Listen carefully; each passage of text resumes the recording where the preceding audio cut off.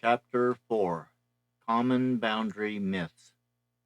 One of the definitions of a myth is a fiction that looks like a truth, and many myths have grown up around boundaries.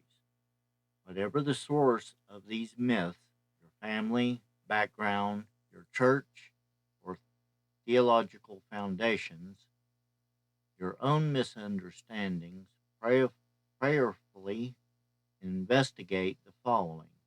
Sound like truths that you have accepted as fact. Page 105. Myth 1. If I set boundaries, I'm being selfish. The number one hallmark of Christians is that we love others, John 13, verse 35. But don't boundaries turn us from other centeredness to self centeredness? No, appropriate boundaries actually increase our ability to care about others. Page 105. To understand how people with highly developed limits are the most caring people on earth, let's make a distinction between selfishness and stewardship. Page 105, verse 6. How do you define selfishness? Selfishness has to do with a fixation on our own wishes and desires to the exclusion of our own responsibility to love others. Though having wishes and desires is a God given trait, Proverbs 13, verse 4, we are to keep them in line with healthy goals and responsibilities. Page 106. Now explain the difference between needs and wants.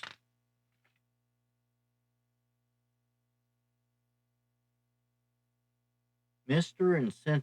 Insensitive is a terrible listener, which is something he doesn't want help with, but nevertheless needs.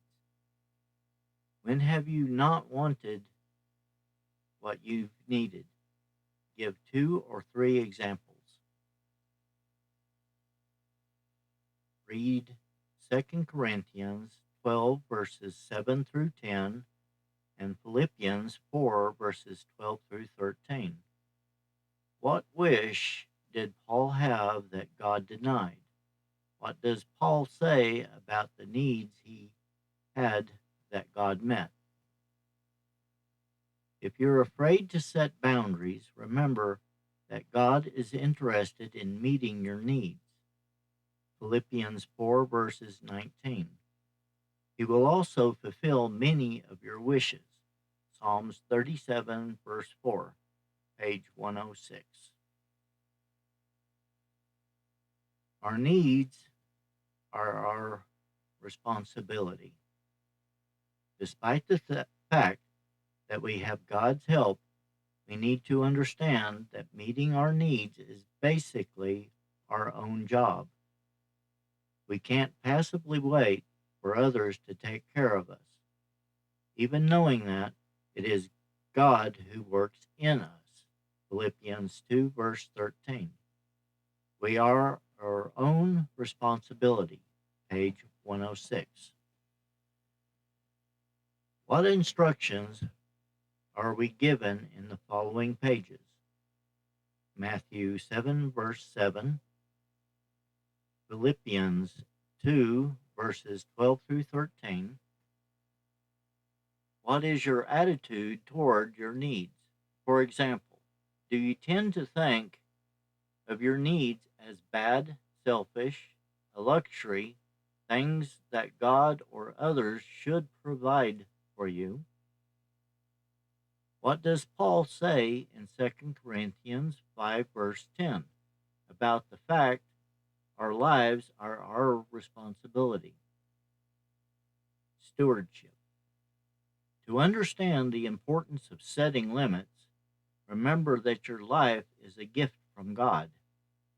If our lack of boundaries causes us to mismanage our lives, the owner has the right to be upset with us. We are to develop our lives, abilities, feelings, thoughts, and behaviors. Our spiritual and emotional growth is God's interest on His investment in us. When we say no to people and activities that are harmful to us, we are protecting God's investment. Page 107. How do you define stewardship? What does Christian stewardship have to do with carefully defined boundaries? What then is the difference between selfishness and stewardship when it comes to setting boundaries?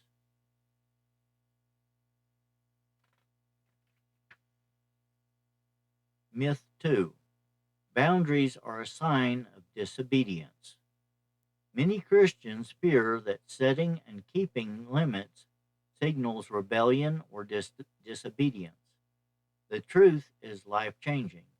A lack of boundaries is often a sign of disobedience. Page 107.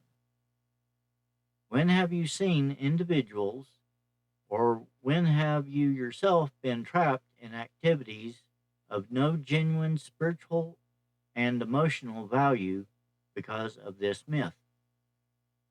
Remember Daniel, page 107 to 8. What good thing had Daniel done, and what bad reasons, and for what bad reasons? When have you done a good thing for a bad reason? What fear motivated you to say yes when you wanted to say no? Daniel committed himself to a Bible study. Out of fear that he would lose relationships with other leaders at the church if he disappointed Ken. The story of Daniel is important, as is the experience that you just shared, because it illustrates the biblical principle that an internal no nullifies an external yes. After all, God is more concerned about our hearts than he is with our outward compliance. Hosea 6, verse 6. When we say yes to God or anyone else, when we really mean no, we move into a position of compliance, and that is the same as lying. Page 108.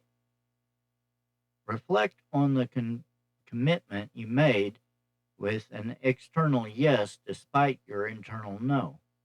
Did it become an external no? Did you fulfill your commitment? If so, with what attitude? What decision do you currently face? How does this perspective on yes and no help you? To better understand why it is a myth that boundaries are a sign of disobedience, consider this. If we say no, we can't say yes. We must always say yes out of a heart of love. When our motive is fear of a real person or a guilty conscience, we love not, and God doesn't want us to obey out of fear, but out of love. Page 108 to 9. According to 2 Corinthians 9, verse 7, what are two unhealthy internal reasons for saying yes and giving to yourself, your talents, your time, or your treasure? In the same verse, what does cheerful suggest about a healthy internal reason for saying yes? Reluctantly and under compulsion both involve fear. What does 1 John 4, verse 18 say about fear?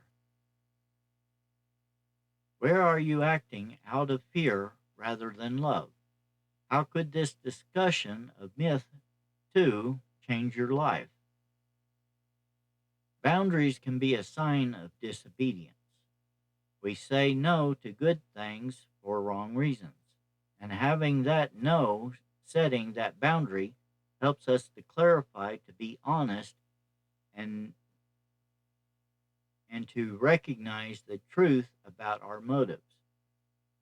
Then we can allow God to work in us. Page 109. Myth 3. If I begin setting boundaries, I will be hurt by others.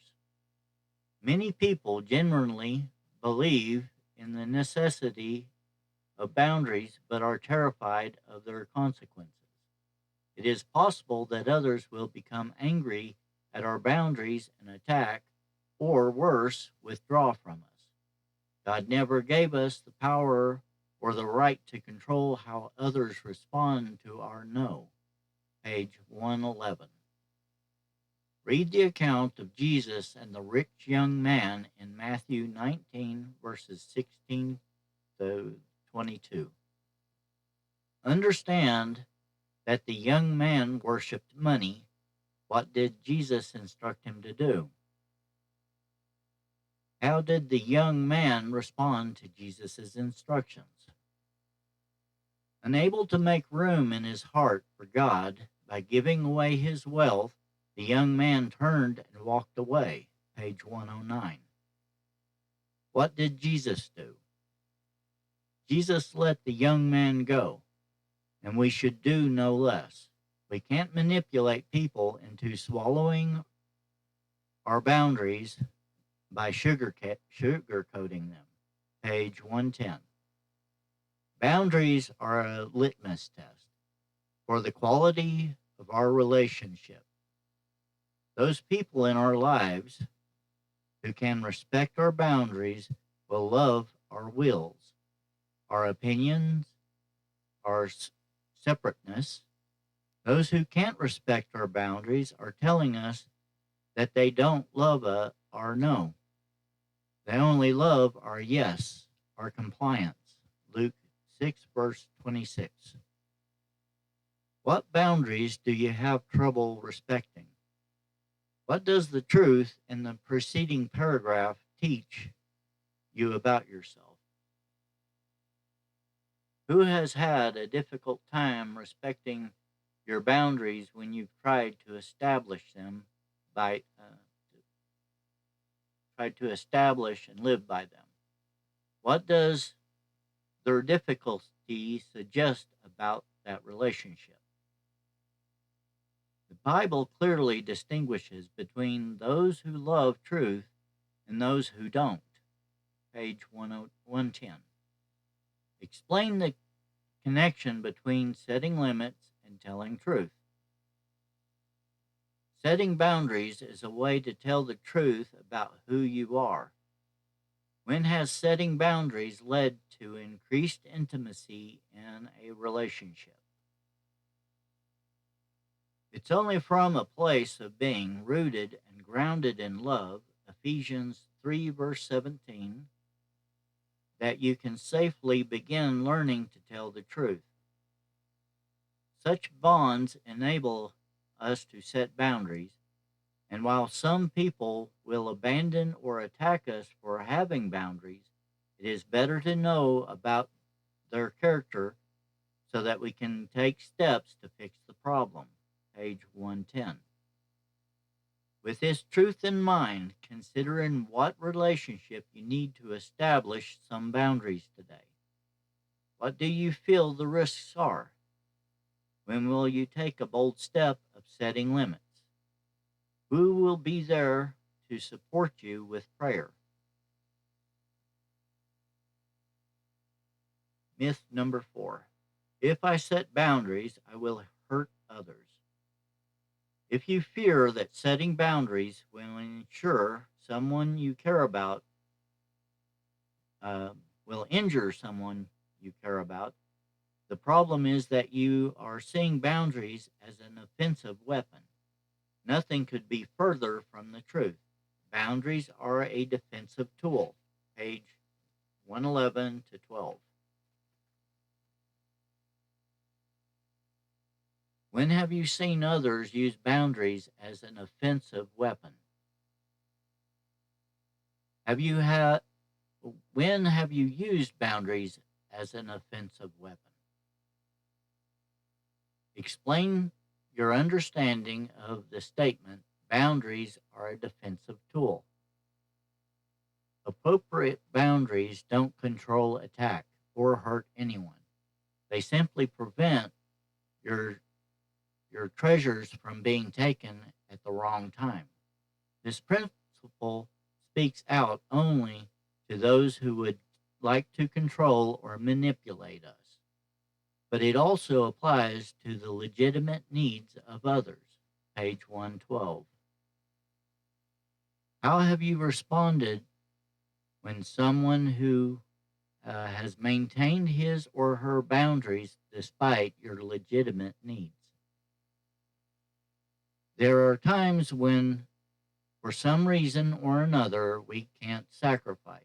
For example, Jesus left the multitude to be alone with his Father, Matthew 14, verses 22 to 23. In these instances, we have to allow others to take responsibility for their burdens, Galatians 6, verse 5, and to look elsewhere to get their needs met, page 112. In light of this, perhaps new perspective, how do you want to respond internally and externally the next time someone maintains appropriate boundaries and leaves you to look elsewhere to get your needs met? Clearly, we need more than God and a best friend. We need a group of supportive relationships because having more than one person in our lives allows our friends to be human, to be busy, to be unavailable at times, to, to hurt and have problems of their own, and to have time alone. In these supportive relationships, we will also learn that other people can tolerate our no. When our supportive network is strong enough, we all help each other mature into what God intended us to be. Ephesians 4, verses 2 through 3. When we've taken the responsibility to develop several supportive relationships, we can take a no from someone and even from God. And God tells us no quite often. He doesn't worry that his boundaries will injure us. He knows we are to take responsibility for our lives, and sometimes a no helps us do just that. Page 112 to 13. What supportive relationships do you enjoy? If your list isn't much longer than God and my best friend, where will you go to find others? And when will you take that step?